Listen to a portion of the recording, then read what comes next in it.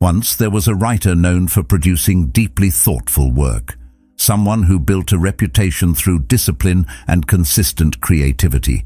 Piece after piece, the ideas came, each one sharper than the last, each one resonating. From the outside it looked effortless, like a mind that never ran dry.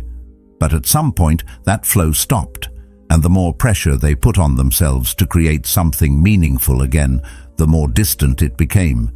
What once felt natural turned rigid. What once flowed freely became forced. And the shift didn't come from trying harder, it came from letting go. When the need to control the outcome faded, clarity returned on its own. This is where something quietly powerful reveals itself. The more attached you are to results, the more you interfere with the very actions that create them. But when your focus returns to what you can actually control, your effort becomes calmer, sharper, and far more effective. Sitting in front of a blank page can feel heavier than it should. At first, it seems simple. Focus, think harder, pull something meaningful out of your mind. So you lean in and try to force clarity into existence. But the more you push, the tighter everything becomes. Thoughts don't flow, they stall. Ideas don't form, they scatter. What should feel natural starts to feel mechanical, almost strained. And with that strain comes frustration. A quiet sense that something is off, even though you're doing exactly what you were taught to do. Try harder. So you keep going, you stare longer, you replay fragments of ideas, hoping one expands into something complete. You demand progress as if pressure alone can create it. But instead of movement, there's resistance. Instead of clarity, there's noise. And slowly, your attention shifts. Not to the process, but to the result. That's where things begin to break. Because now, every second without progress feels like failure. Every pause feels like proof that something isn't working. And then something changes. Not because you solved it, but because you stopped forcing it. You step away. You loosen your grip, and in that distance, something unexpected happens. The idea returns, quietly, without pressure, almost as if it had been waiting for you to get out of the way. That's when a different kind of understanding begins to form. The problem was never a lack of effort, it was the way that effort was being used. There's a difference between effort that supports action and effort that suffocates it. When you try to control every step, you narrow your awareness. You force something that doesn't respond well to force. Thought, creativity, insight. These things don't speed up because you demand more from them. They slow down, they retreat, they wait until the pressure disappears. This pattern doesn't stay confined to writing. It shows up everywhere. The more you try to force a specific outcome, the more unnatural your actions become. You hesitate where you shouldn't. You overcorrect. You start calculating instead of responding, and that calculation breaks your rhythm. Instead of moving forward, you pause, you question, you second-guess. What once felt automatic becomes effortful, and that effort creates friction, not in the world around you, but within you. This is where the Stoic perspective becomes clear. You can act, you can prepare, you can focus, but the outcome itself is not yours to control, and the moment you try to control it directly, you create tension, because now you're reaching beyond what actually belongs to you. That tension doesn't always feel like tension. Sometimes it feels like responsibility, like you're doing everything you can to make things work. But underneath it, there's pressure, a constant need for something to happen, and that need distorts your actions. The blank page becomes more than a page. A conversation becomes more than a conversation. Everything turns into a test, something to prove, something to secure. And once that happens, the process begins to collapse. Because you're no longer engaged with what you're doing. You're engaged with what you want it to lead to. And that shift, even if it's subtle, is enough to disrupt everything. There's a quiet principle behind all of this. The more you try to control what isn't yours, the less effective you become in what is. But when that attachment loosens, something else takes its place. a kind of steady focus. You're still acting, still moving, but there's less tension behind it. You're not constantly checking for results. You're not measuring every step. You're simply doing what's in front of you, and in that state, your actions become cleaner, more precise, more aligned. Not because you're forcing them, but because you've removed what was interfering. So when you look back, it becomes clearer. Nothing was missing, not ability, not discipline. What was missing was space. Space for the mind to move without pressure, space for action to unfold without constant interference. And once that space returns, everything begins to work differently. Not perfectly, not instantly, but steadily, naturally. The results you were chasing begin to appear, not because you forced them into place, but because you stopped getting in their way. If this way of thinking resonates with you, then subscribing isn't just about watching more content. It's about continuing to refine how you think, how you act, and how you respond under pressure. So if you're choosing that path, consider subscribing as a quiet step toward a clearer and more disciplined mind. And that space is easily overlooked because it doesn't feel like action. It feels like stepping back, like letting go, like doing less. But in reality, it's what allows everything else to function properly. Without it, effort becomes counterproductive. With it, even simple actions begin to carry more weight. This is the quiet paradox at the center of it all. The more tightly you grip the outcome, the more it slips away. But when you release that grip, even slightly, things begin to align. Not because you stopped trying, but because you started trying in a way that no longer works against you. There's something subtle that begins to unfold once you step back from that first moment of frustration. It doesn't stay confined to a blank page or a single task. It stretches outward into other areas, quietly repeating itself in ways that are easy to overlook. The same tension that blocks creativity begins to appear in conversations, in decisions, in performance. It's not always obvious, but the pattern is consistent. The harder you try to force a specific outcome, the more unnatural your actions become. And when actions lose their natural rhythm, the result you're chasing starts to drift further away. At first, it feels like the solution is simple. Just apply more effort, focus harder, care more. That's what most people are taught, and in many situations, that approach works. But there are certain processes that don't respond well to pressure. They require something different, something less aggressive and more aligned. When the mind becomes overly fixated on results, it begins to operate in a distorted way. Instead of responding to what's happening, it starts trying to control what hasn't happened yet. And that shift creates a kind of internal friction that quietly undermines everything. You can feel this most clearly in moments where performance matters.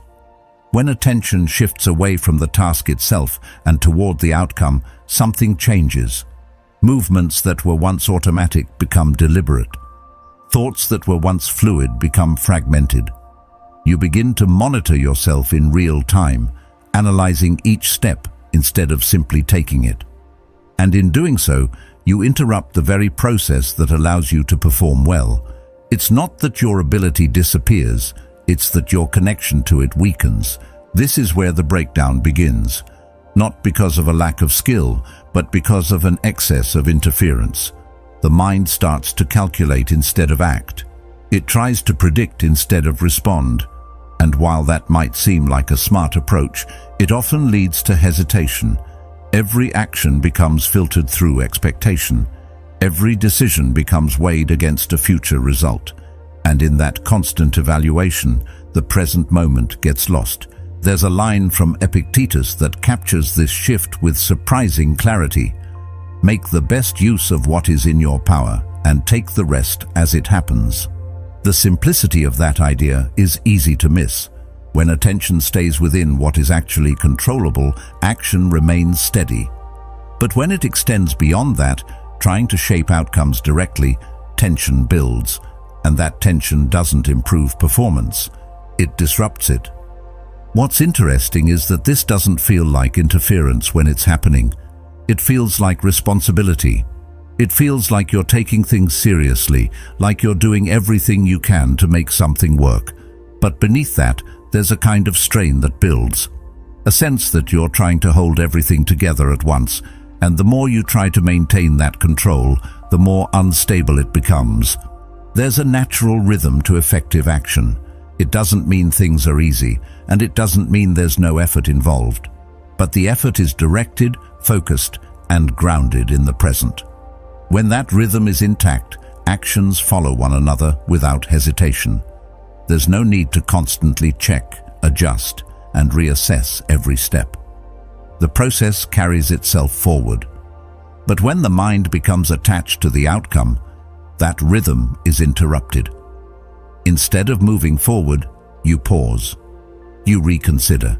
You question whether what you're doing is enough, whether it will lead to the result you want. And that hesitation breaks the flow.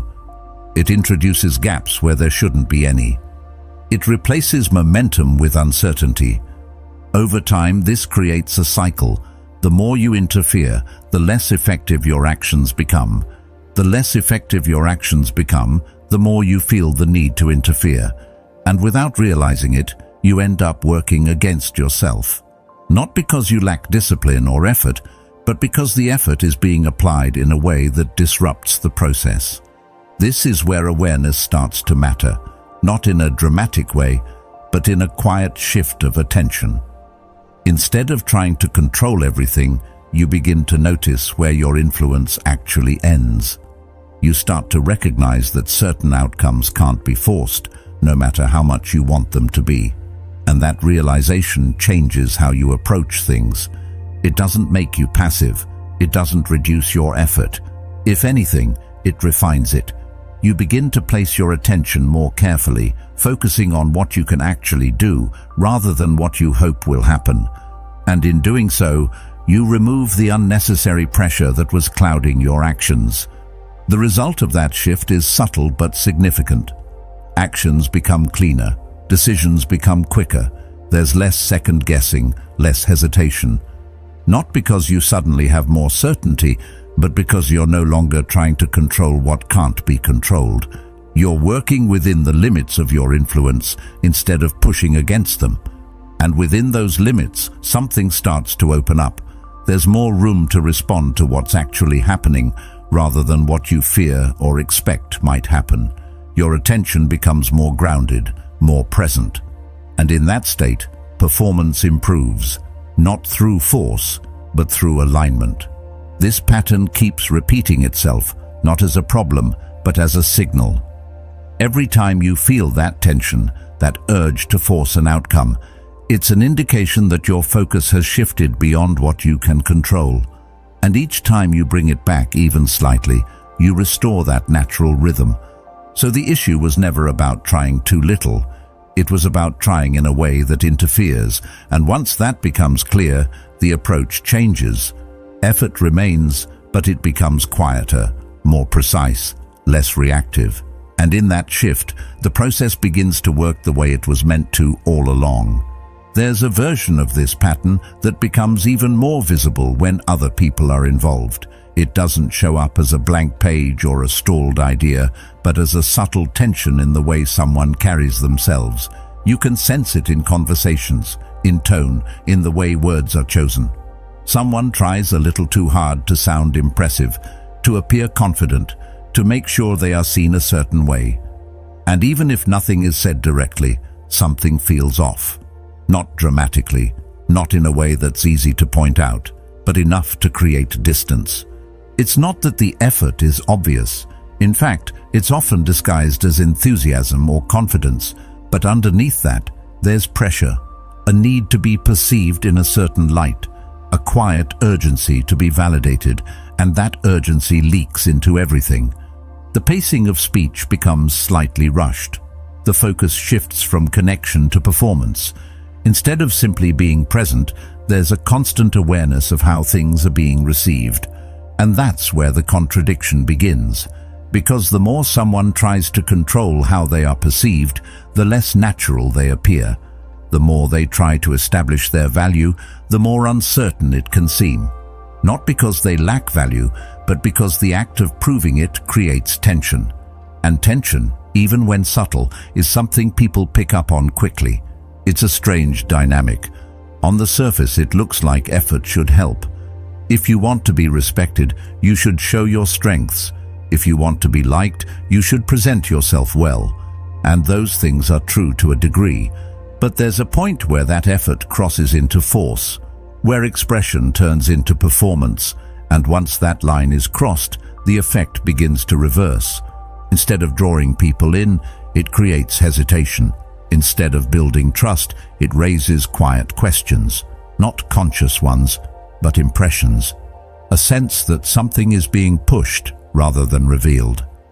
And most of the time this isn't intentional, it's driven by something deeper. A need to secure a certain outcome, to ensure that others see you in a specific way. That need changes everything. It shifts your attention away from the moment and onto the impression you're trying to create.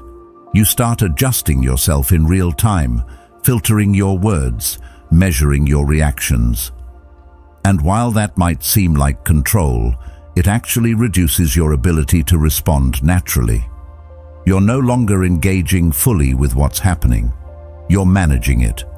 This is where the disconnect forms, because real connection doesn't come from control. It comes from presence, from being fully engaged without constantly checking how you're being perceived. And the moment that presence is replaced by performance, something is lost. Not dramatically, but enough to be felt. There's a line from Seneca that quietly points to this. Care more for a good conscience than for what others say of you. It's not a rejection of others, but a shift in focus. When your attention is grounded internally, your actions become more stable. But when it's tied to external approval, it becomes reactive. You begin to adjust based on imagined responses rather than actual ones. And that reactivity creates instability, because you can't fully control how others see you. No matter how much you try to shape that perception, there are too many variables, different perspectives, different expectations, different interpretations, and trying to manage all of that at once is not just difficult, it's impossible. So what happens instead is a kind of overcompensation. You try a little harder, you emphasize a little more, you push just enough to make sure your message lands. But each of those adjustments adds more tension. And over time, that tension becomes the dominant signal, overshadowing whatever you were trying to convey in the first place. The shift away from this doesn't come from withdrawing or becoming indifferent. It comes from removing the need to prove something in every interaction, from allowing your actions to stand on their own without constant reinforcement. And when that need fades, something changes immediately. There's less pressure behind your words, less urgency in how you present yourself. You're no longer trying to control the outcome of every exchange. And because of that, your attention returns to the moment itself. You listen more clearly, you respond more directly. There's less filtering, less hesitation. And that creates a different kind of presence.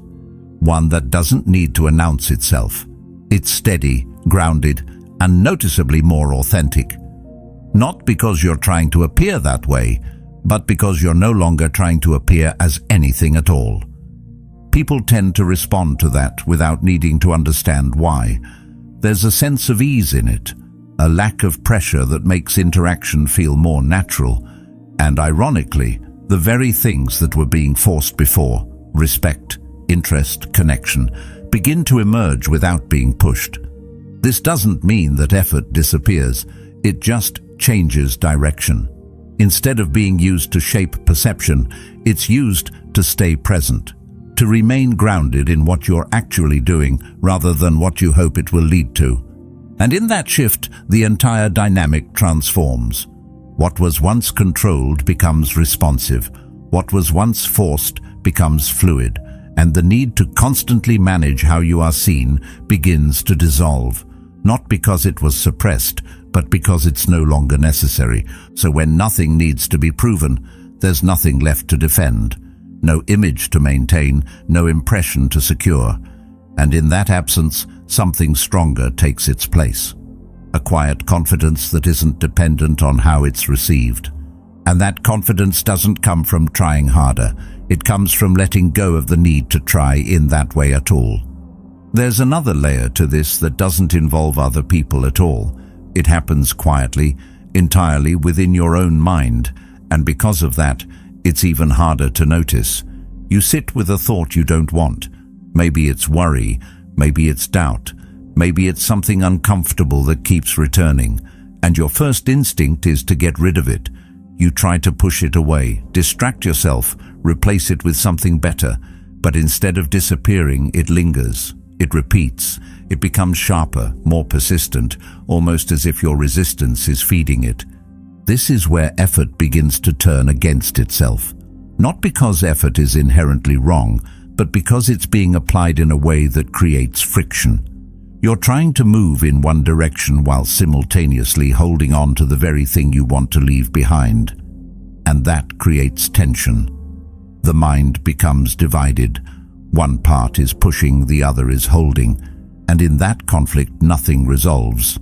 There's a quiet observation from Carl Jung that captures this dynamic in a simple way. What you resist persists.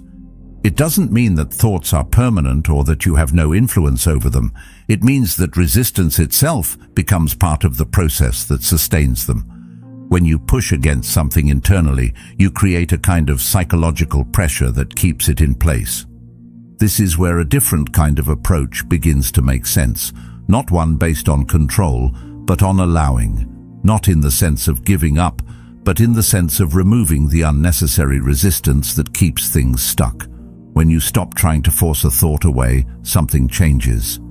The tension around it begins to dissolve, and without that tension, the thought has less to hold on to. It doesn't disappear instantly. It doesn't vanish the moment you stop resisting, but it begins to lose its intensity. It becomes just another part of your awareness, rather than something that dominates it. And that shift, while subtle, is important, because it breaks the cycle of control and reaction. The Stoics approached this from a slightly different angle, but the underlying idea is similar. They focused on the distinction between what is within your control and what is not. Thoughts, in their initial form, often arise without permission.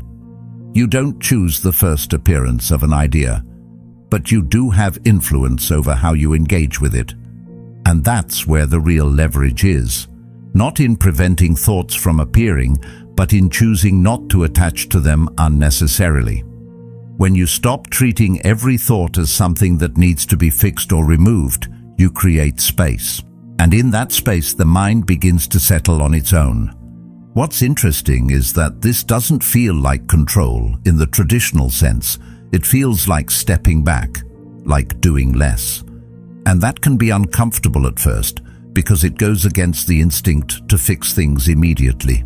But over time, it becomes clear that this kind of restraint is more effective than force. The mind starts to move more freely. Thoughts come and go without being held in place. There's less urgency to react, less pressure to resolve everything instantly. And in that quieter state, clarity begins to return, not because you forced it, but because you stopped blocking it. So the issue was never the presence of the thought itself. It was the relationship to it, the tension created by trying to eliminate it immediately. And once that tension is reduced, the entire experience changes. Instead of being trapped in a cycle of resistance, you're able to observe without reacting, to notice without attaching. And that changes the direction of your attention. It moves away from control and toward awareness. And in that shift, the mind becomes less crowded. Not because thoughts are gone, but because they're no longer being held in place. They pass through more easily without leaving the same kind of impact. This is where effort becomes more precise. Instead of being used to fight against your own mind, it's used to remain steady within it, to maintain a certain level of clarity without trying to force it into existence. And once that becomes familiar, the pattern is easier to recognize. Each time you feel that urge to push something away, you see it for what it is. Not a solution, but a source of friction. And in choosing not to engage with it in the same way, you allow the process to unfold differently. So the mind doesn't need to be controlled as much as it needs to be understood. And once that understanding is in place, the need for force begins to fade. Creativity seems like something that should respond to effort. It feels reasonable to assume that the more you push, the more you should get in return. Sit down, focus, think harder, and something meaningful should emerge. That's how most forms of work operate, so it's easy to expect the same here. But creativity doesn't follow that pattern. The moment you try to force it into a specific shape, it begins to tighten. Ideas don't expand under pressure. They shrink. They hesitate. They lose the fluidity that allows them to grow into something complete. At first, it's subtle. You start with a direction in mind, something you want to create or express. That part is natural, but then the expectation builds. It has to be good. It has to work. It has to lead somewhere. And with that expectation, your attention shifts. You're no longer exploring, you're evaluating. Every thought is measured against an outcome. Every idea is judged before it has time to develop. And that judgment interrupts the process before it can move forward. So instead of allowing ideas to unfold, you start controlling them. You try to guide each step, to make sure everything fits together perfectly from the beginning. But that control comes at a cost. It removes the openness that creativity depends on. It replaces curiosity with pressure. And once that happens, the process becomes rigid. You're no longer discovering anything. You're trying to construct something that meets a predefined standard.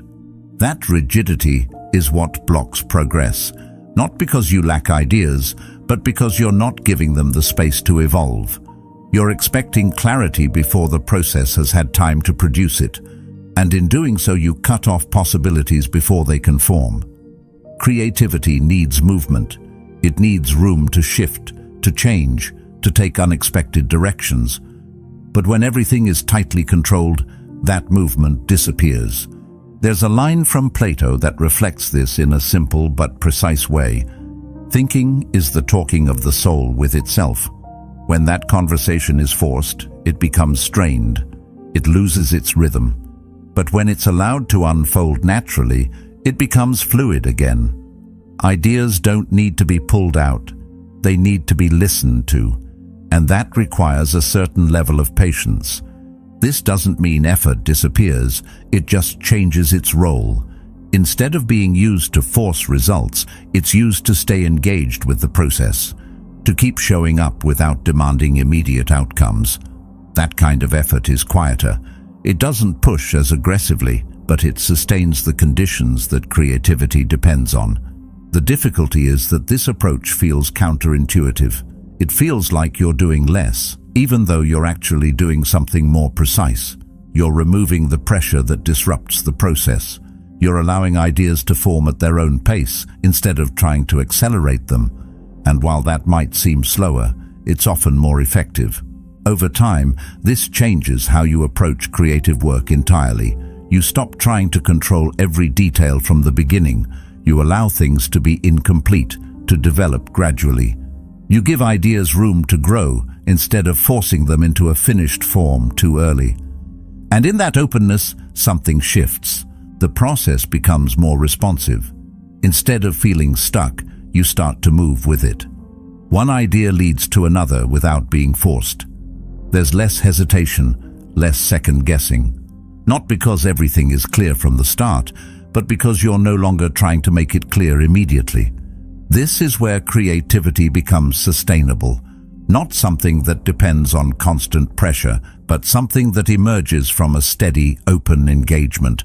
You're still involved, still active, but there's less tension behind what you're doing. And that makes a difference, because tension narrows your thinking. It limits what you can see. It pushes you toward familiar patterns instead of new ones.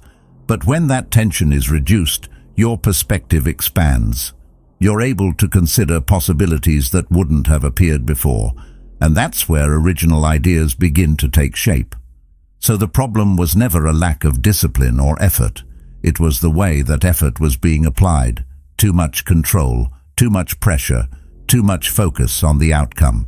And all of that combined to restrict the very thing you were trying to produce. Once that becomes clear, the approach shifts naturally. You still care about the result, but you're no longer trying to force it into existence. You focus on the process instead, on showing up, engaging, and allowing things to develop without constant interference. And in that shift, creativity becomes less unpredictable, not because you've learned to control it, but because you've learned how not to disrupt it. You understand where your influence helps and where it begins to interfere, and that understanding changes everything. So when ideas don't come, the answer isn't always to push harder. Sometimes it's to step back just enough to remove the pressure that's blocking them, to create the space where your mind can move freely again. And once that space is there, the process begins to work the way it was meant to all along. At a certain point, all of these patterns begin to point in the same direction. The tension, the overthinking, the constant urge to control outcomes, it all comes back to where attention is being placed. Not how much effort you're using, but where that effort is directed. And this is where a more grounded perspective starts to make a difference, because without it, it's easy to fall into the habit of trying to manage everything at once, even the parts of life that were never yours to control in the first place. The Stoics approach this with a kind of clarity that cuts through the confusion. They didn't complicate it. They reduced it to a simple distinction. There are things that are within your control and things that are not. Your effort, your focus, your decisions, those belong to you. But outcomes, reactions from others, timing, external events, those do not. And when that line becomes blurred, tension begins to build almost immediately. The more your attention drifts into what you can't control, the less stable your actions become. Not because you lack ability, but because your focus is divided. Part of you is trying to act, while another part is trying to predict and manage the result of that action. And those two directions don't align. They pull against each other. One is grounded in the present, the other is fixed on an uncertain future. There's a line from Epictetus that captures this division with precision. Some things are up to us, and some things are not. It sounds almost too simple, but that simplicity is exactly what makes it effective. Because when you actually apply it, the difference is immediate. The moment you bring your attention back to what is yours, your effort, your choices, your response, the noise begins to settle. You stop trying to control how things will turn out. Not because you don't care, but because you recognize that caring doesn't give you control. It only adds pressure when it's directed at the wrong place. And that shift changes how you move. There's less urgency to force results, less need to overcorrect every step. Your actions become more precise. Not rushed, not hesitant, just clear.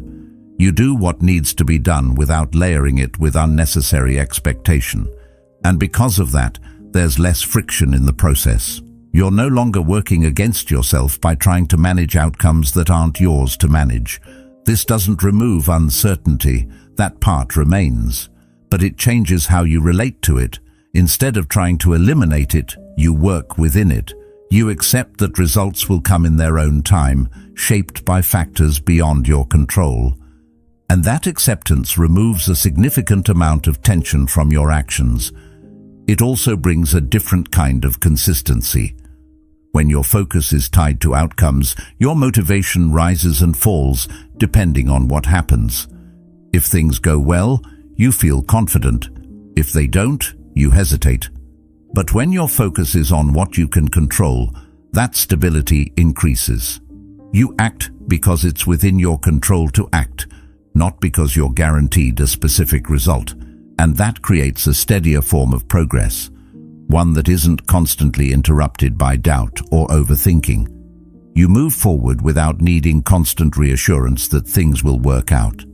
And in doing so, you actually improve your chances of things working out because your actions are no longer distorted by unnecessary pressure. There's also a kind of freedom in this that's easy to miss. When you stop trying to control everything, you release yourself from a responsibility that was never yours to begin with.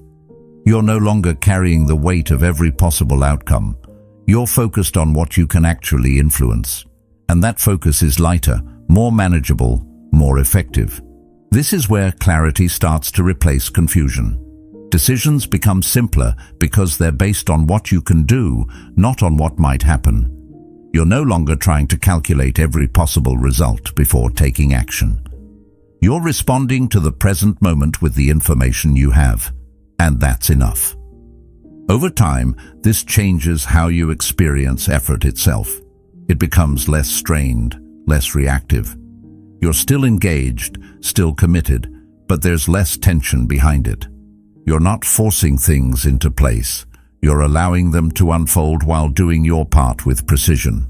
And that precision matters, because when your actions are aligned with what you can control, they become more effective. Not because you've guaranteed the outcome, but because you've removed the internal obstacles that were getting in the way. There's less hesitation, less second-guessing, more direct movement. This is the same pattern showing up again, just in a more grounded form. The less you try to control what isn't yours, the more effective you become in what is. The more you release your grip on outcomes, the more clearly you're able to act. So the shift isn't about doing less. It's about doing what actually belongs to you and letting the rest move on its own. And once that line becomes clear, the tension that once felt unavoidable begins to fade. What's left is something quieter, but far more stable, a way of moving through things without constantly trying to control them. And in that steadiness, your actions begin to carry the kind of clarity that doesn't need to be forced. Something shifts when you stop caring in this specific way, and it's not the kind of shift most people expect. It doesn't make you passive. It doesn't drain your motivation or make you indifferent to what happens. If anything, it sharpens you. But it sharpens you by removing what was never helping in the first place. The pressure, the constant checking, the quiet need for things to turn out a certain way, those begin to fall away. And once they do, your actions start to look different. You're still doing the same things on the surface. You're still working, still moving, still making decisions. But internally, there's less noise, less tension behind each step. You're no longer measuring every action against an imagined result. You're not pausing to evaluate whether what you're doing will be enough, whether it will lead somewhere, whether it will work out exactly as planned. You're simply acting within the moment you're in. That difference might seem small, but it changes everything. Because when you remove that constant layer of evaluation, your actions become more direct. There's less hesitation, less overcorrection. You don't interrupt yourself as often, and that allows a kind of momentum to build, not through force, but through continuity. One action leads naturally into the next without being weighed down by doubt. This is where the distinction between reacting and responding becomes clear. When you're attached to outcomes, you react. You adjust constantly based on what you think might happen or what just happened.